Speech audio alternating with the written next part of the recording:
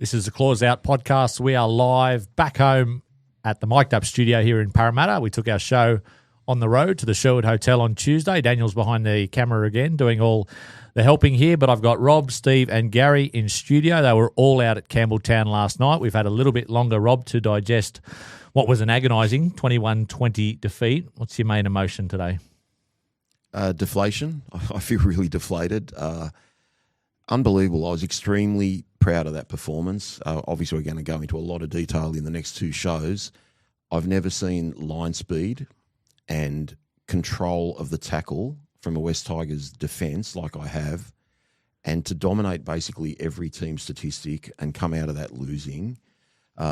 It's not a good sign in terms of our red zone attack. I think we should have won that game 10 times over. But look, there's the non-negotiables are all there for the West Tigers, which is great. We've got a lot to build on, but certainly the attack, especially close to the opposition line, has to improve. And just on the atmosphere itself, because you were out there Sunday where it was nearly a sellout, and we go to a night game, Saturday night game. Was it a better atmosphere out there? Was it a different vibe or similar? It's a bit more of a carnival atmosphere. It doesn't have that hostility that other home grounds have. That's the second week in a row. Now, don't get me wrong, the Tigers chant started a couple of times, but it faded out really quickly. I don't know. I just think our team deserved stronger support. I'd say 5,000 or 6,000 really tried hard to cheer, and the other people were just having too good a time. Steve, you had the ambush event out there before. I know you've got a rant about something inside the ground, but talk us through the ambush event at the Sherwood again. Yeah, well, we ran an ambush event. We had Tino Tavana, a special guest. It was great. The club would offer him up for 20 minutes, and Gary interviewed him. We did that, and we did the usual stuff. It was a huge crowd, at the Sherwood. It was, standing room only around the bar, that's for sure. So everyone was in a good mood getting ready for the game. Yeah, it was good. But the mood soured once you got in the ground. What happened, Steve? Come on, get it off your chest. Oh, right. Well, for me, I'll tell you, right. So last year I had a bit of a go at Allianz Stadium because I had to get a second mortgage to go and buy a hamburger and chips, right? And although that was ridiculous. But I'll take that any time over what happened yesterday. So we did our ambush event and we finished all that, packed up, and I went over to the ground with about an hour to spare, right?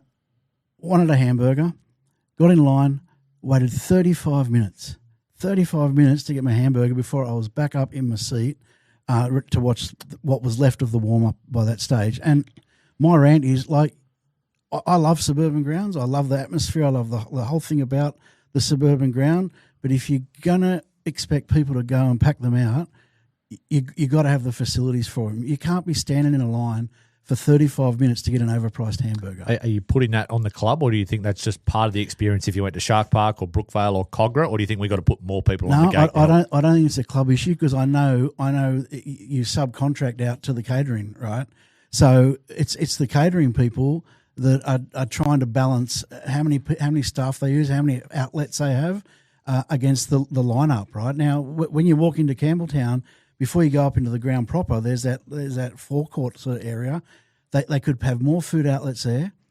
They could have more staff manning more registers. There's room, because I was watching, to do that. Like you've got to meet people halfway. You're not going to get people coming to the game if they've got to wait 30, 40 minutes to get a bite to eat. Deflation, your main emotion, or different to Rob? Yeah, well, I've got complicated emotions about yesterday's game. Really disappointed to lose. I do feel deflated. But there was parts of that game, like Rob, that I really see massive positives in. Like, I think we're a 10 times better side than what we saw last year.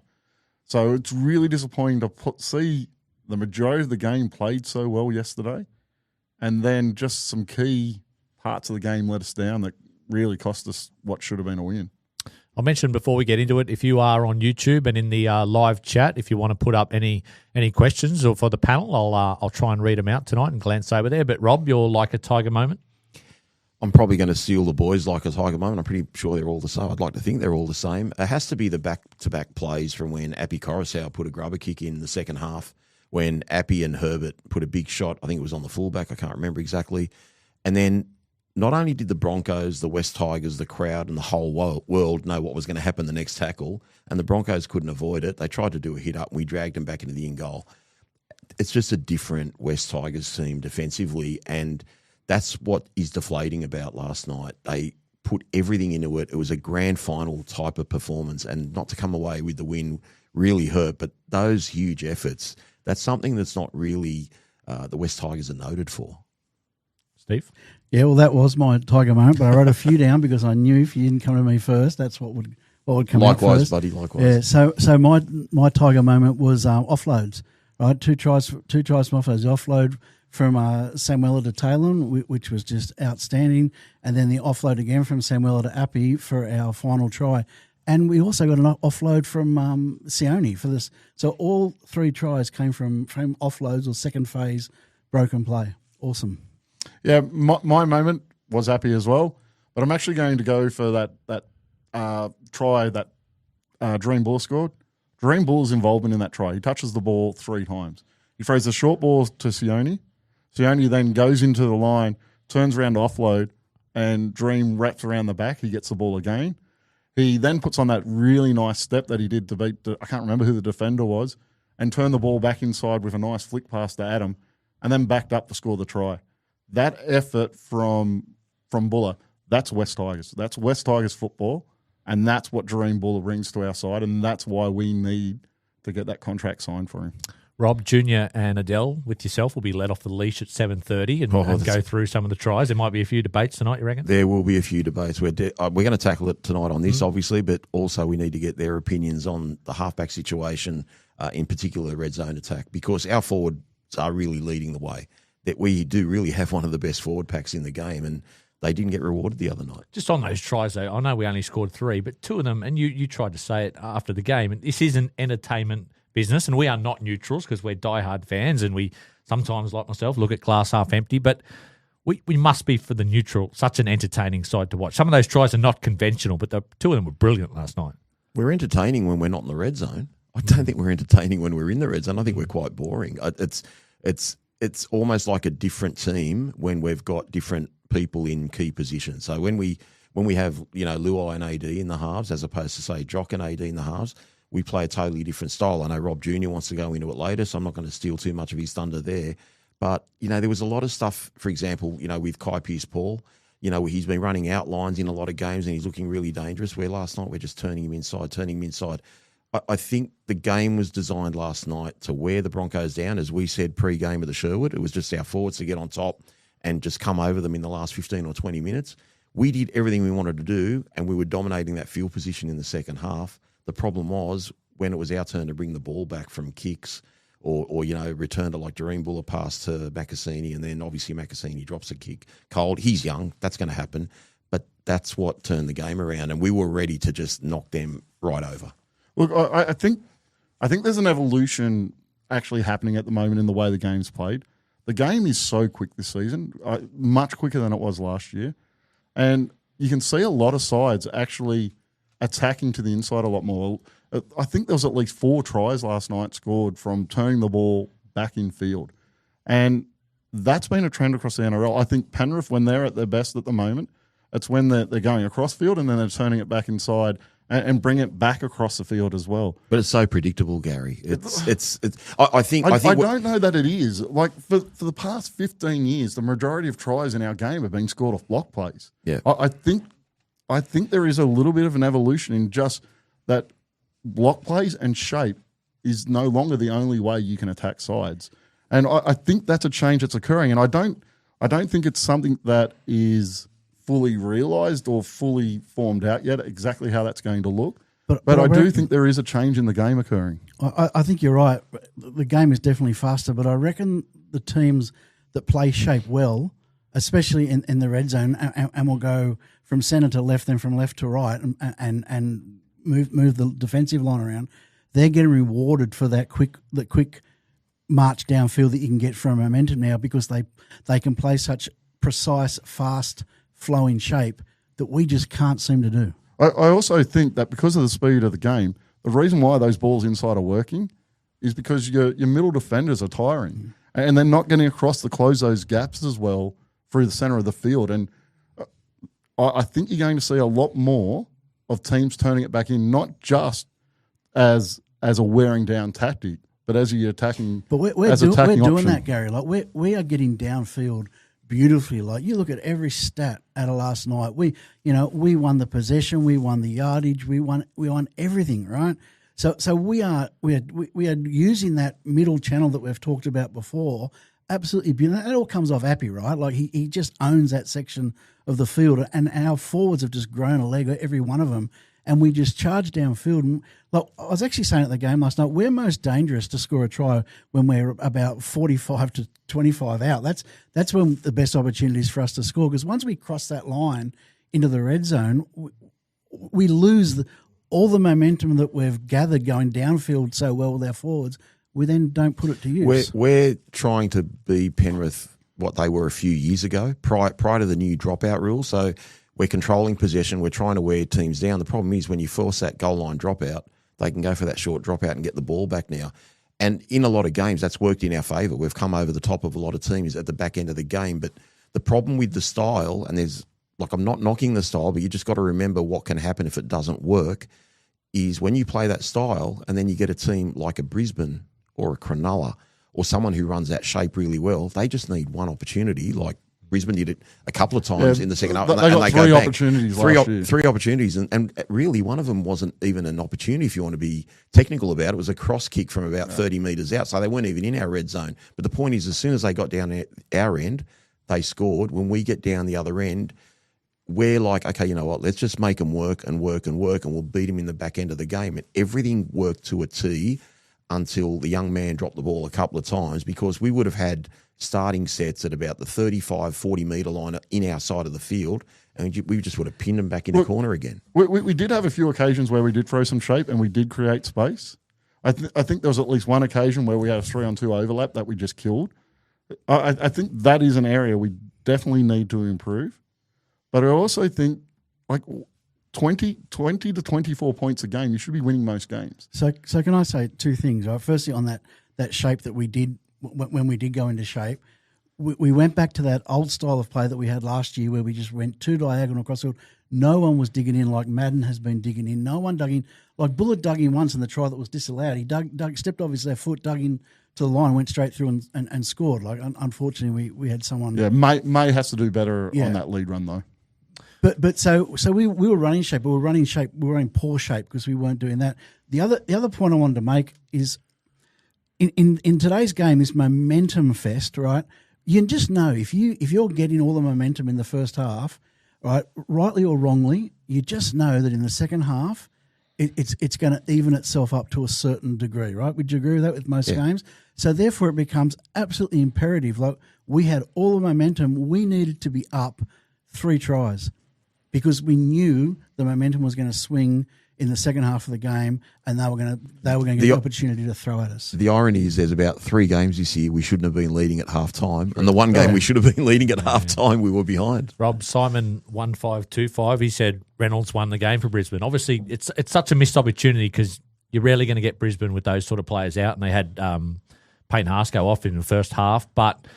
Yeah, Adam Reynolds, that moment just before half-time where he looked up and saw Marin on the wing, that was a real turning point, I thought. And I think the worst part from our homework is he did it the last time the Broncos played at Campbelltown. At Tigers at Campbelltown. Mm-hmm. So it was almost like watching the same thing again. That was Macassini's first game back on the wing since our first game this year. You know, Taylor May's first game back since round 2. Jerome Luai's first game back since round 3. You know, we had Herbert playing his second game, guys, since before we got our first wooden spoon. Okay, his second first-grade game. That's how long he's been out of the game. I think it's 2022 was when he was out. When he was out of the game or thereabouts. So it's not all doom and gloom. Like I thought it was great, but we just have to sort out that 3-quarter line and the halves and work out what is the best team to win a premiership with and what's our long-term goal. And right now, I'm not knocking it because it's easy to be critical when we lose, but the reality is, and I've said it all year, and I'm a supporter of AD and you know, Luai, like, because we've done it pre-season, so we should stick to it. But the reality is we've got 2 6s in the halves and we've got 2 7s on the bench. All right, well, just hold your powder dry because we're going to dig into the halves combination. I'm sure online people might have some questions who should be starting in the halves next week. But, Steve, there was a little bit of controversy in the game with some refereeing decisions. I thought that one that Appy got penalised for whacking at the hand was an incredibly harsh one. That levelled up the scores at 20-all. Yeah, that was just a wrong one. It was wrong. Totally wrong. Like he'd taken 2 or 3 steps and then he went at his arm. He wasn't in the ruck.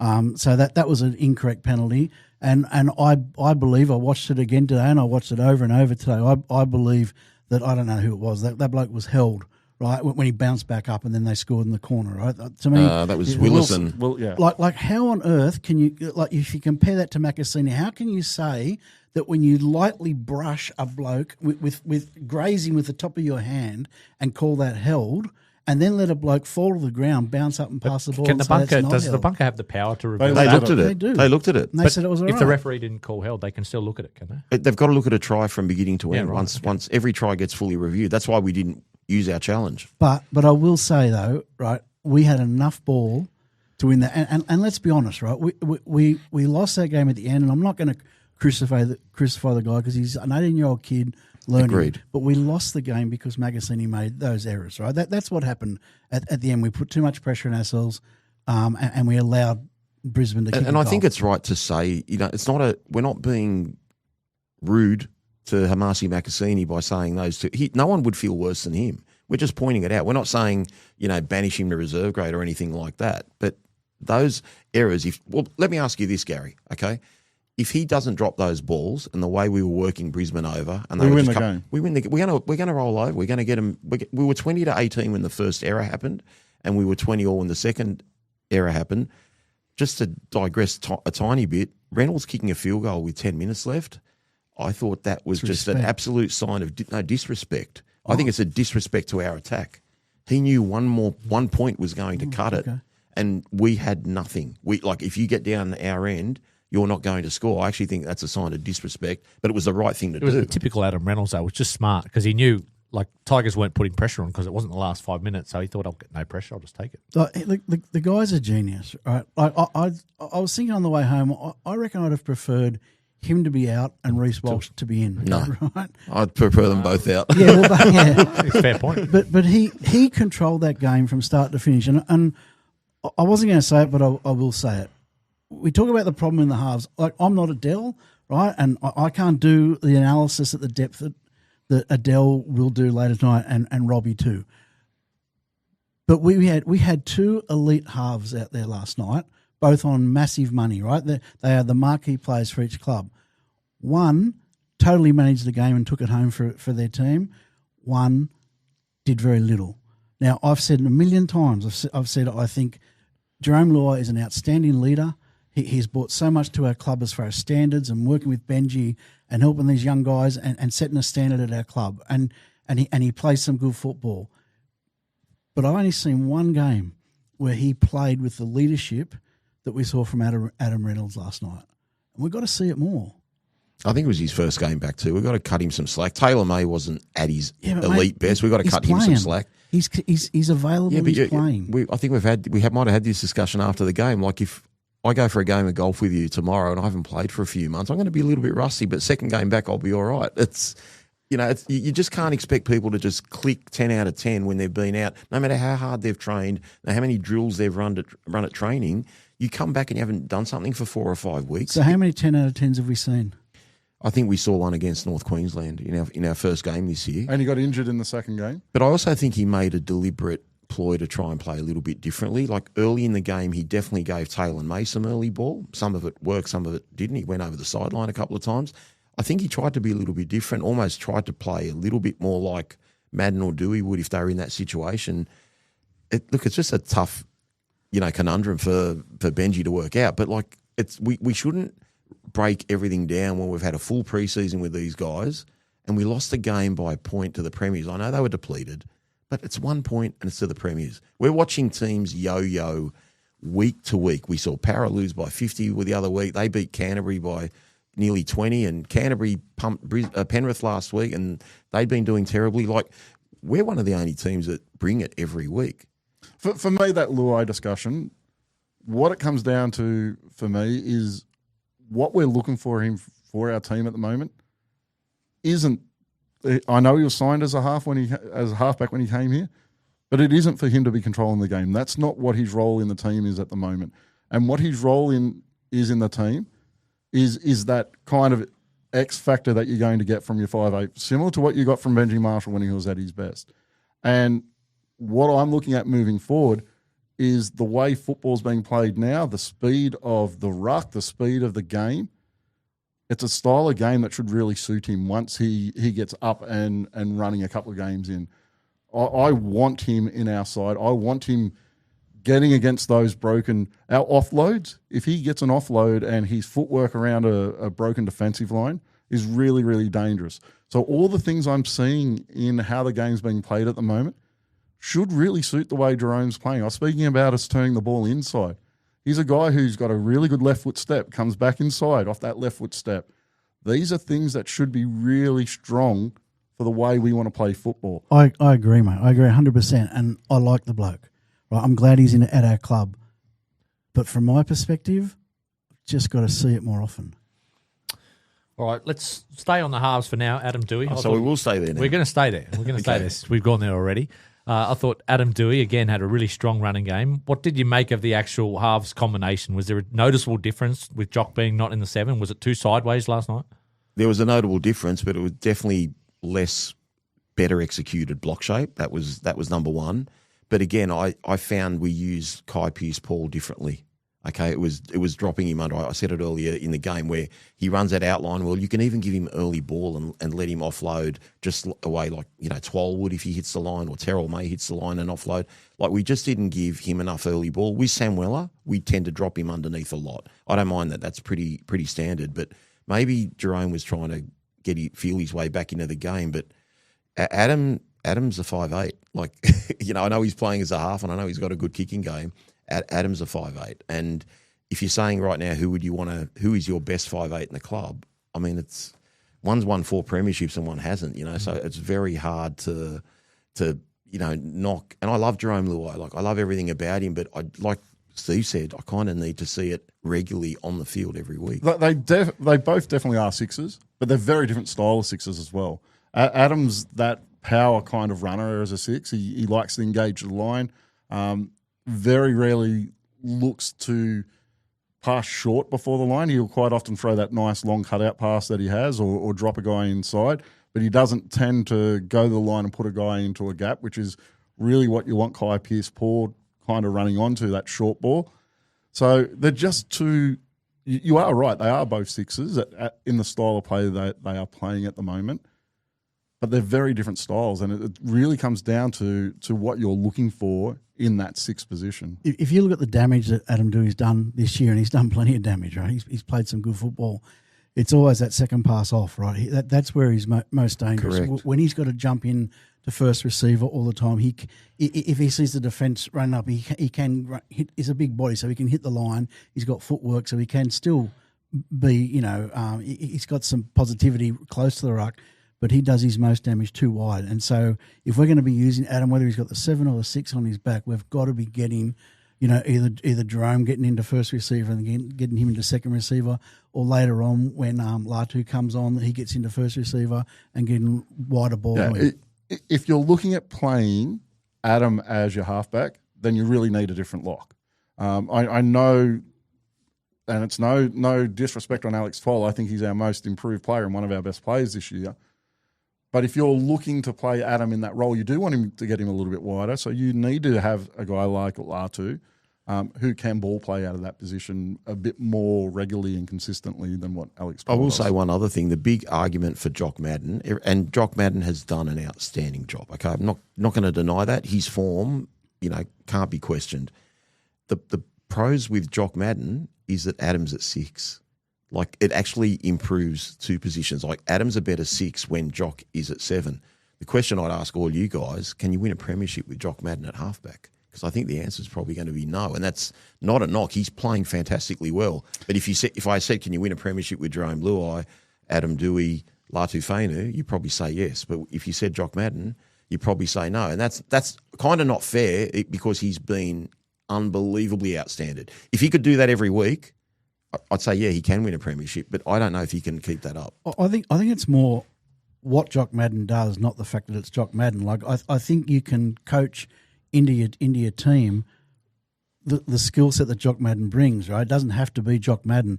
Like, I noticed the minute he came on last night, the first thing he did was dig into the line, straighten and dig into the line, and therefore the whole spread straightens, right? And you don't have someone running down to the sideline and getting squeezed over the sideline at the end of that play. Yeah. Right. So if Jock Madden's not the guy, what he was bringing, like Jerome can do that, Adam can do that, Latu can do that. They can all do that type of play. They've just got to get there. And Benji has said that that's what they have done. Yeah. That's what they did all off-season. He said the number one thing he's told his halves is to straighten into the line. First step needs to be to straighten. But the thing is, we wouldn't have thought this before Jock got an opportunity. Okay, pre-season we would have said, you're kidding if you think you're going to win this many games with Jock and he's going to be a star. I'm telling you now, Latu's better than Jock. Latu hasn't had the chance. Latu's a guy on 500,000. Benji said this guy is our future halfback. So I'm not saying it has to be Jock. I'm going to state a case for Latu as well. It was an interesting decision, though, I thought, last night, even though, maybe it wasn't the best Luai and Dewey, like to put Madden on with 14 minutes to go. Because I think on Tuesday we discussed that only one of Latu and Jock would get on the field. I don't know where Benji thought maybe Brisbane are down some forwards and we're down in the game, so let's get all our playmakers on. Did you think that was a right call to bring Jock on with 15 to go? When we were down, I think we weren't down. We were tied at the time. It was 20-all because they kicked the field goal in the 70th minute. I think Jock came on in the 67th minute or thereabouts.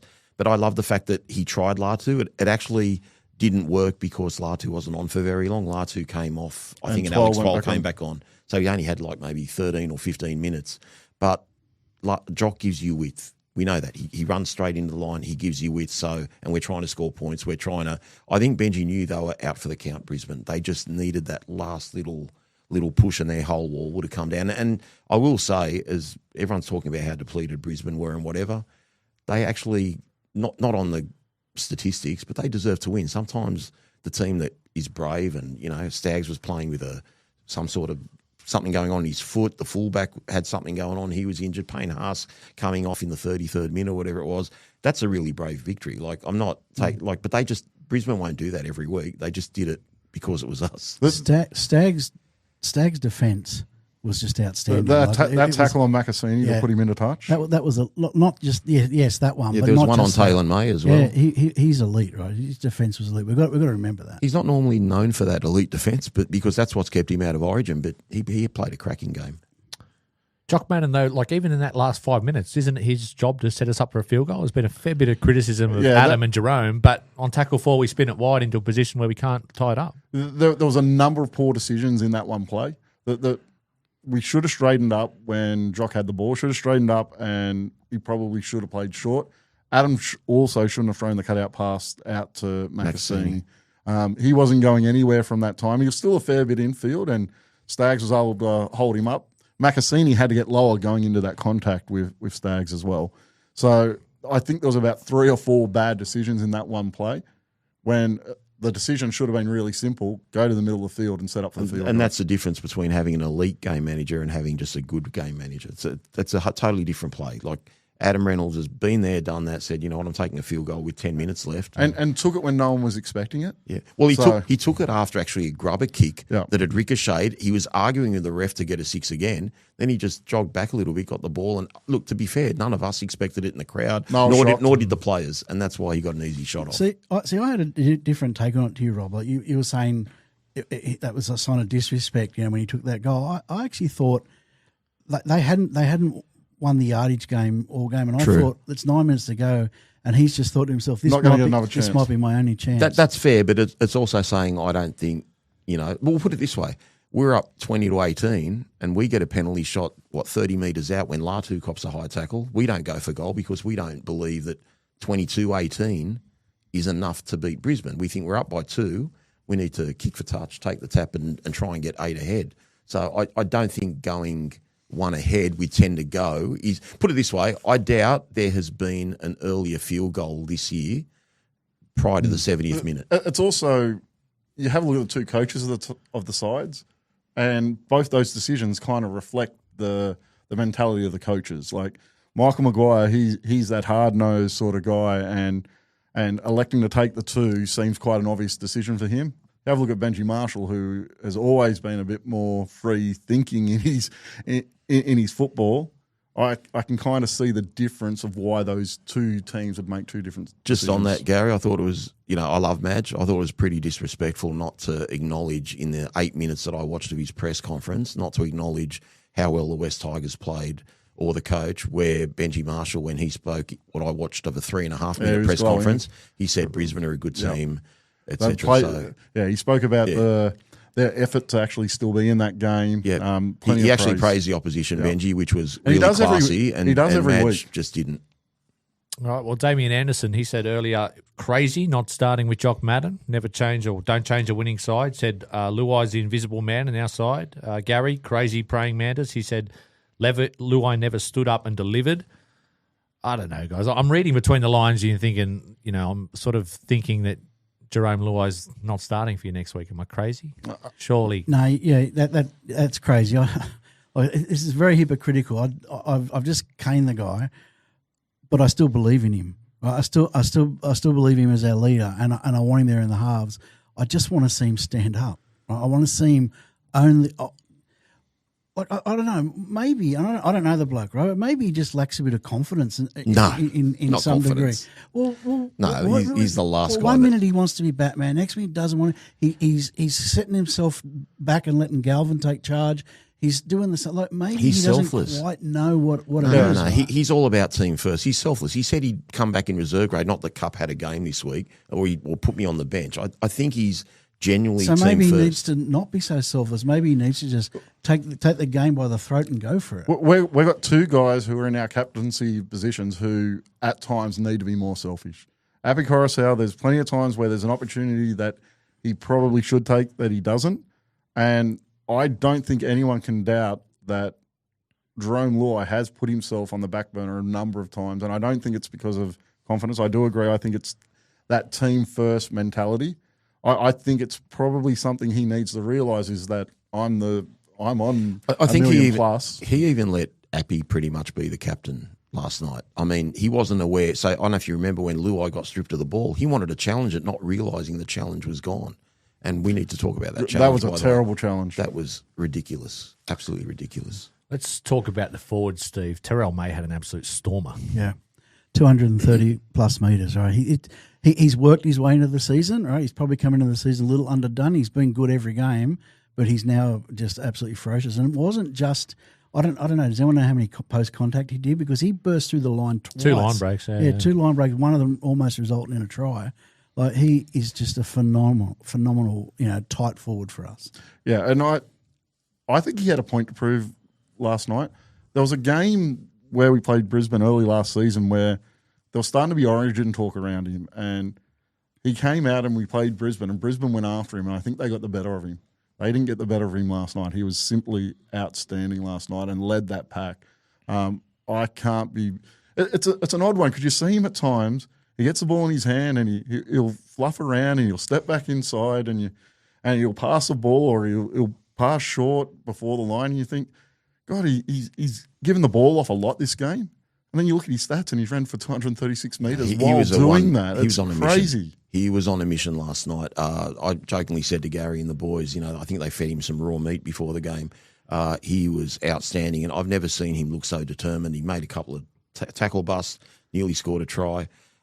He did so many good things, and I think he made a. And he was on from the start of the game. He took the first hit up off the kickoff, which he doesn't do a lot of, and really ripped into the defensive line from the first kick. We don't know what was said in the sheds pre-game, but you'd imagine Benji or someone in the coaching staff said, "You know what, you're up against the best prop in the world tonight. You show him what you got," and he did.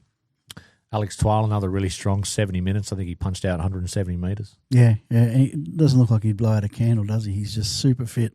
He's got himself so fit, but I also think he's got himself stronger because he just punches through the line now. And I don't know, Benji's maybe given him more confidence or a license. He's got ball play in him as well now, which he never used to have. He was always, in my mind, a fringe first grader. A guy that you just come in and do a job for you. But now he's an elite prop. Most improved player in the game, in my opinion. And what is he at 29? Yeah. So to be improving the way he is at his age, why is that? He's not playing any sort of different role. He's just added to his game. He's running the ball a lot harder, and I do think he he's always been a really fit guy, but I think that fitness has gone to another level. He's hitting the line harder. He's hitting harder in defence. He's got footwork at the line, which we did start to see last year. He can pass before the line now. He can play that link role in the middle. Doesn't miss a tackle. Doesn't and has never missed a tackle really. He's always been that really solid. I think Adel calls him a 7 out of 10 player, but he just added so much to his game over the past 18 months that he has developed into, as I put it, the most improved player in the competition for me. Our left edge back rower, Samuel Afanu. I don't know if he's got any Dally-M points. I don't want to wind you up about that, but I reckon he's been in our best 3 or 4 in every game this year. And sometimes it's not, you look at the stat sheet and he's not running for 150 metres, but some of those 1%ers and you know, jumping up and catching the bombs. I think he had 2 try assists yesterday. Well, he's not in my 3-2-1s, but you've actually stolen my good, Eddie, so I may as well Go for it. let my good now. Yeah, the fact that he competed for that bomb that set up Taylor May's try, the fact that he created something out of nothing, really. The short ball Luai gave him for Appy's try was nothing. He's basically our Ola Kawadu, but playing on the left edge. And the reason he was going to be in my good, I honestly would have put money that he wasn't going to play. Having seen him in a knee brace after the game, having seen how distressed he was last Sunday, for him to do the recovery, recoup, get to where he was last night and have such an impact. And let's face it, that's 12 points we don't get without his efforts. Now, it was one of you two that said a couple of weeks ago, I can't remember whether it was Eddie or Steve, that why don't we use him as an aerial target because he was doing so well in the short dropouts. What was you, Eddie? Jeez, Yeah. claim that quick. Every now and then. Mate, yeah. we did it last night. How's that one? Yeah, I thought it was Steve, so I'm lucky I asked. Who else in the forward pack? Sione Fonu. Did he miss that tackle on the goal line? Other than that, I think he's been strong this year with his carries. He did, but I'm going to put that down to Adam Reynolds being a little genius because we all thought he was going to go out the back, but to Sione's defence, he was that third man in the prior tackle and he was making a strong effort to get back. Yeah, he was late getting back. He was late getting back and there was no straight line. Adam Reynolds identified that, said, you know what, there's still 30 seconds left. If I take a short shot here, I can set up for the next play. The fact that he set up that try, the offload that you mentioned for the Buller try, that was literally his first touch. He came on, I think, in the 30th minute, and we scored in the 31st minute. So that was a really good impact that he made. All those Fainus are magic. I just want to see Latu get a bit more time because I'm a big Latu fan. Are you an apple pie on a Sunday, man, Gary, or not? Mate, Dream Buller was outstanding. So, Oh, man. Mate, couldn't be happier with how he played yesterday. That's why he got my Tiger moment because his game. That's what we want to see from him every week. He was dangerous bringing the ball back. He's always safe under the high ball. I actually think the pass he threw to Makasini at the end that Makasini dropped, I think he may have actually. It's not a pass he should have thrown, but I think he threw it because he picked up a little bit of an injury to his shoulder not long before that, But up until that shoulder injury, I thought he was outstanding. Just for the record, Eddie, Damien Anderson makes you look like the glass half full guy. He has not said one positive comment on YouTube since 2023. Shout out, Damien. So, yeah, just try and stay away from some of those comments. Sorry, Damien, but you just got no idea, buddy. Yeah, you talk about Samuela and Jareem. Because we are struggling a little bit in that red zone and we don't get over the line easily from that position, we've really got to give these guys the opportunity to excel, where they're able to excel, and getting balls out to Samuel or the high kicks out for him to contest, the one midfield for Jareem to contest, getting the good early ball to him.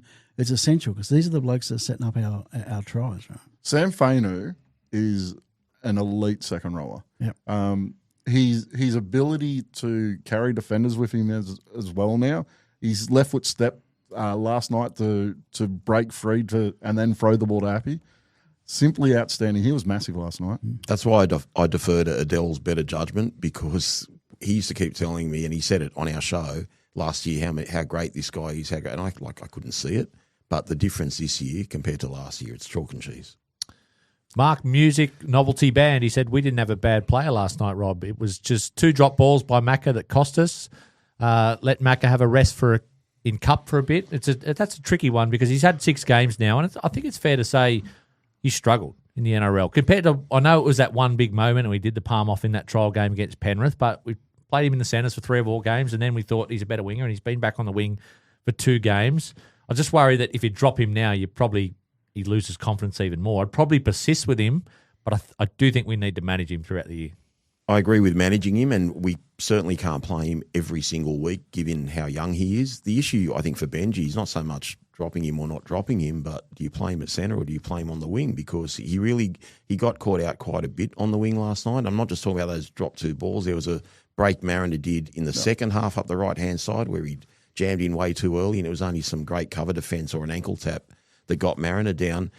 But that said, if you're talking about dropping him, we dropped Skelton for bad decisions and a bad game. And, Benji's got standards. So do you keep those standards for everyone? Are they applicable to everyone? Or do you give the 18-year-old kid a little bit of grace because, you're trying to keep his confidence up? It's a real tough one for Benji. I would guess that Benji will go with keeping him in first grade. He'll just say it's one bad game. We've seen Luke have some mistakes or whatever. But again, it's not really – it's bad moments. I think you used the term bad moments last week, Gary, because Macassini ran 180 metres last night. Yeah. Like, it's not like he's not having a go. He's doing a lot of good things. But the reality is those mistakes eventually cost us the game. But what I'll say about those mistakes is they were kid mistakes. That's a young 18-year-old there who dropped a simple pass that he should have caught. And then I think he was odds on to drop that bomb after that because it just affected his confidence. And it's hard. And what I think saves him for me from being put to reserve grade, I am worried about what it'll do to his confidence, but it's not that. This is a guy we've brought in at 18 years old to play in the NRL, toughest competition in the world. Now, we haven't given him that wing spot to play in. He's played on the wing in the first game this season. We've then moved him to the centres. We're now moved him back to the wing. That's tough on a young guy. I know it's only one position wider, but if you really want to develop someone properly, especially an 18-year-old coming into the NRL, then I think it's unfair to switch him around as much as he's been switched around. But let's be fair, Gary. I think all 4 of us last week would have wanted Taylor May left centre, Macassini left wing, because we saw what it did in the trial. We saw what it did in the first game. And we didn't really have a choice but to move him into the centres. Correct. So 100% he needed to go back to that left wing. But for me, that gives him a little bit of credit that he kind of uses to pay back next week, because I'm not dropping him next week because due to injuries and due to circumstances, he hasn't had a consistent run playing on that wing, and that's where I think he should be playing at the moment. I think we've got to look at it from the perspective of his long-term growth, and I think sometimes these young guys have got to look at it like that as well. Putting him back into reserve grade for a couple of weeks may be better for his long-term development, but he has to understand that, and that's why they got someone like Chris Hynington, whose role is to develop those guys coming into the squad and take him aside and work with him. And I said a couple of weeks ago, I thought the damage was done with him and Laulili when they got so much traffic thrown at them. Teams going right to them, and they really struggled there, and they lost their way a little bit in their defensive positioning. And I reckon their confidence was knocked about then. And I think this is a bit of a result of that. I think they're a bit unsure of themselves. And that's not a criticism because he's 18. And I don't think he's running the ball the same way he was in the trials either. No. I don't think when you see him going into tackles at the moment, he's not. He's actually slowing up going into contact. And I'm not saying he's scared of contact, but we saw that try he scored in the trials where he ran over Dylan Edwards and ran over someone else on that left edge as well. Fended Targo off and he ran over the second rower. Now, that was power running.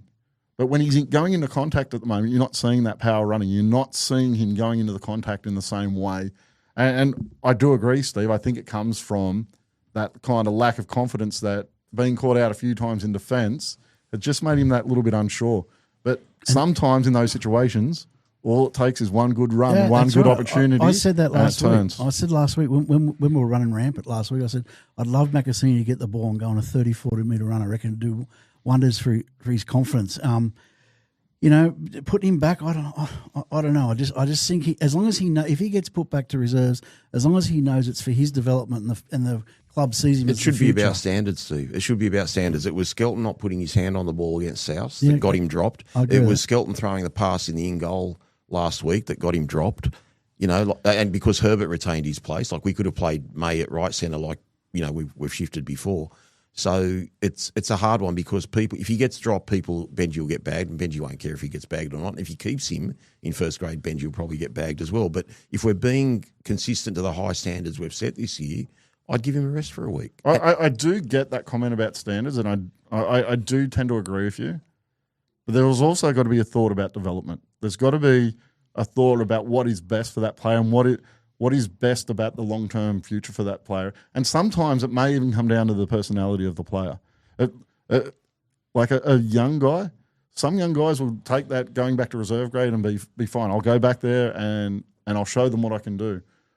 But another guy might go back and think, oh, well, I've just blown that, and it might take him 2 years to get back again. But don't you reckon that's in the messaging? Like it's not the actual act of putting him back to reserves that is the poor management. It's bad for his development. It's but what about management of it? Management does change due to personality though as well.